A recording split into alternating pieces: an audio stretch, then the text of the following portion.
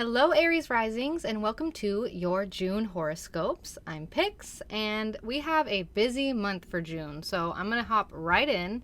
I'm going to talk about the 10 most important transits of June, what you can expect, some practical tips on how to handle the energy, and at the end, I'm going to pull a tarot card that gives you some advice or insight into the month of June for y'all. So, let us begin. Let me pull up your chart. We're going to start with Saturday, June 3rd. This is the full moon at 13 degrees Sagittarius. And so when a full moon lands in Sagittarius for my Arieses, you can expect some major travel vibes, mind expansion, higher learning, education, philosophy, and just overall beliefs and belief system. The full moon brings everything together. It's a culmination. Everything's coming together. With these ninth house topics of your mind and your traveling and just things that expand your mind.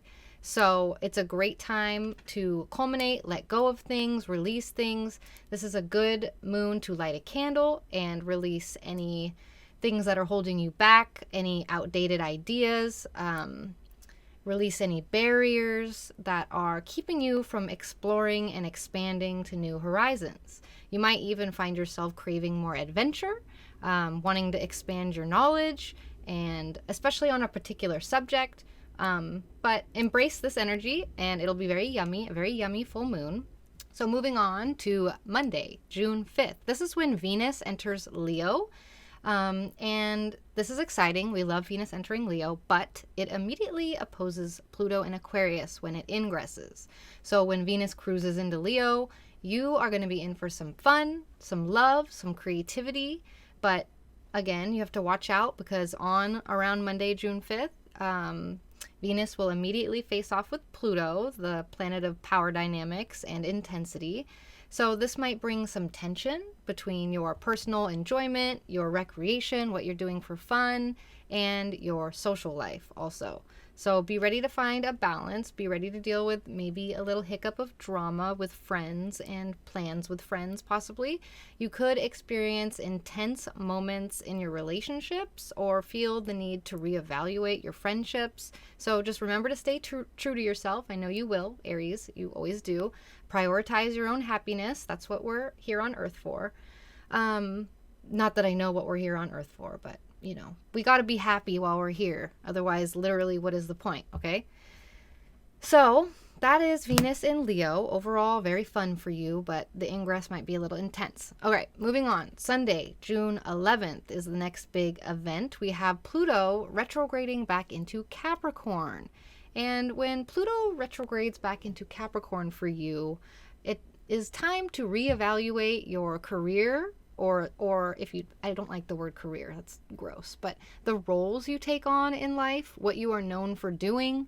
So you might have to face some sort of power struggles with the roles you take on, or maybe you're digging deep. Pluto's all about digging deep and finding your true calling. Keep your eyes open for lessons and opportunities that will transform your professional life, or like I said, your reputation, the roles you take on.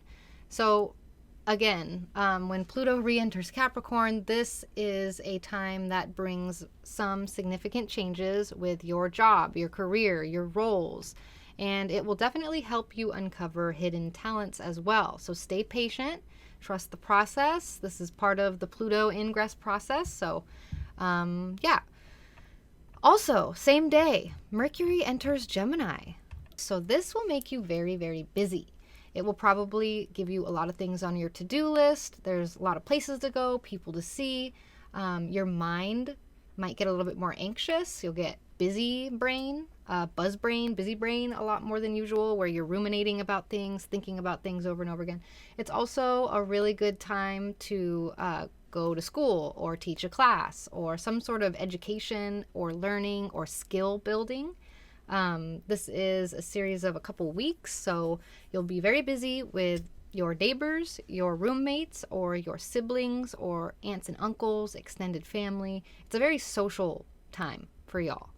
Okay, and next we have about a week later on Saturday, June 17th, we have the new moon in Gemini. This is a new moon for you for fresh starts with communicating, or the way that you are thinking about something. Your perspectives kind of shift, or we are planting a seed for your perspectives to shift. You might find yourself curious about new subjects or itching to chat with neighbors. Use this energy to start new projects or network with people.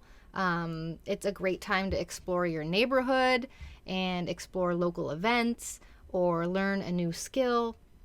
Again, embrace the excitement of new beginnings and make the most of the social and communicative energy of a Mercury ruled new moon. So for this new moon on Saturday, June 17th, this is it's important for you to set an intention, to plant a seed, to manifest something to do with what you want your ideal immediate environment to look like. So your immediate environment is your neighborhood, your community, and your neighborhood counts, your house, your street, your driveway, your down the street, the grocery store in your neighborhood. And community means the people you live with, the people you live around. So that's roommates, that's siblings, that's extended family, neighbors as well. And your immediate environment is shaped by your perspectives also. The half full or half empty glass that really changes your environment. So you can also light a candle or have some sort of intention to manifest education, or not necessarily education, but a change of mind or an answer to a question that you have. It's also information, so technology, again, technical skills, especially writing and journaling for all y'all. But light a candle to bring in your ideal immediate environment. And I'm talking too much about this, so let's move on. The same day, we have Saturn stationing retrograde at 7 degrees Pisces. And so Saturn will be stationing that entire week up until the weekend. So that entire week might feel a little bit stuck, like the universe hit the pause button. Saturn urges you to evaluate your fears, your limitations, your hidden emotions. It's a time to face your inner challenges and work on healing past trauma. So be patient with yourself the week leading up to Saturn stationing on the 17th. Personal growth, transformation, healing, it requires heavy lifting. So be patient with yourself. And then a couple days later, on Wednesday, June 21st, we have Cancer season starting. And so this is a time for you to focus on your home life, your foundation, your family, and your emotional security. It's a perfect time to cozy up. It's a perfect season to cozy up at home, connect with loved ones, family, work on creating a comfortable space, or work on connecting to your foundation, your ancestors. You might feel a little bit more nostalgic this season, wanting to remember the past, or again, strengthen your roots during Cancer season. This is a strengthening of roots season for Aries. So use Cancer season to nurture yourself and nurture your loved ones and enjoy the warmth of your personal sanctuary. Moving on to Monday, June 26th. So this is when Mercury enters Cancer, and when Mercury enters Cancer, communication within your family and within your home life takes a little bit of a center stage. You might find yourself discussing more, home improvements or hashing out home life issues. It's a great time to express feelings or share memories with your family or your chosen family, those you care about.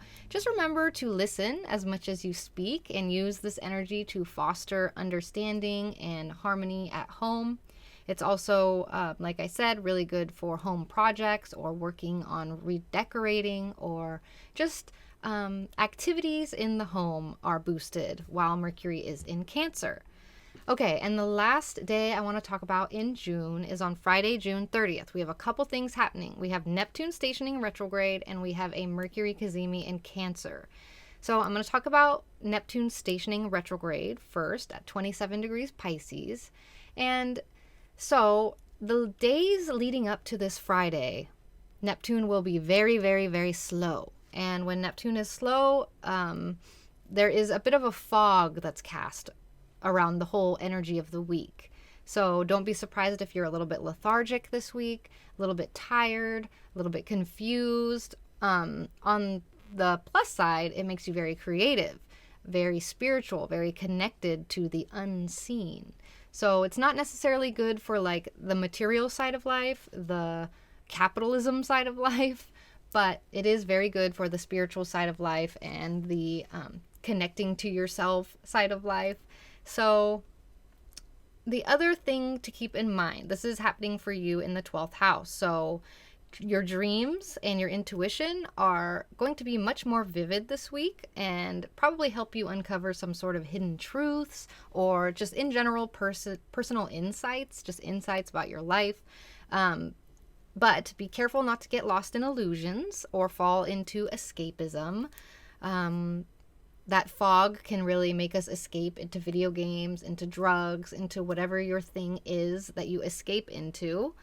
So as long as you're being careful of that, as long as you're staying grounded, you can use this week or this weekend around June 30th to focus on your spiritual growth and your self-discovery and your healing. It's a great opportunity for healing past issues, past traumas, and again, connecting to your spirituality. And this is kind of doubled down because the same day we have a Mercury Cazimi at 9 degrees Cancer. So this is in your 4th house, another, I wouldn't call it a dark house, but it is a more internal house, or it can be. So this Cazimi can bring you a lot of clarity and insight just foundationally. But besides that, it brings you a lot of clarity and insight having to do with your home or your family if you're working through something like that.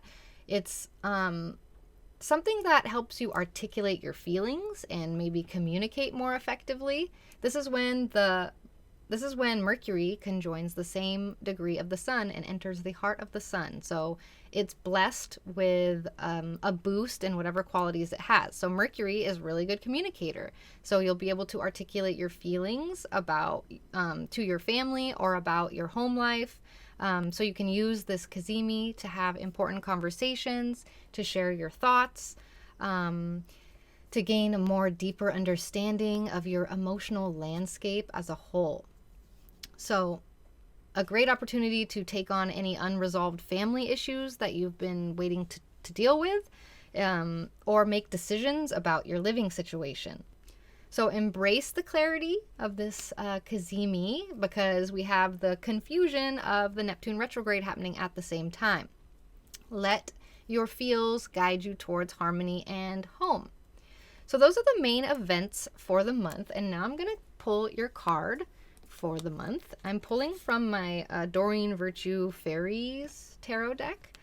And the Aries, of course, got the King of Summer card. And this is speaking about a romantic partner that you can trust. This is somebody who gives excellent advice that comes from the heart. This could be you. This could be someone you know. It could be both. It's a card about getting creative and getting spiritual and also getting involved in some sort of cultural or, like I said, creative matter. So here you are. All right, and that wraps up your horoscope for June. Thank you so much for joining me. If you enjoyed this video, please give it a thumbs up and hit that subscribe button for more astrology goodness. If you are hungry for even more astrological insights, you can join my portal for exclusive weekly or monthly forecast and horoscopes. You can book a one-on-one consultation with me, or you can become a member of my wonderful Discord community. So check out the links in the description to get started, and take care, my friends. I will see you next time. Bye.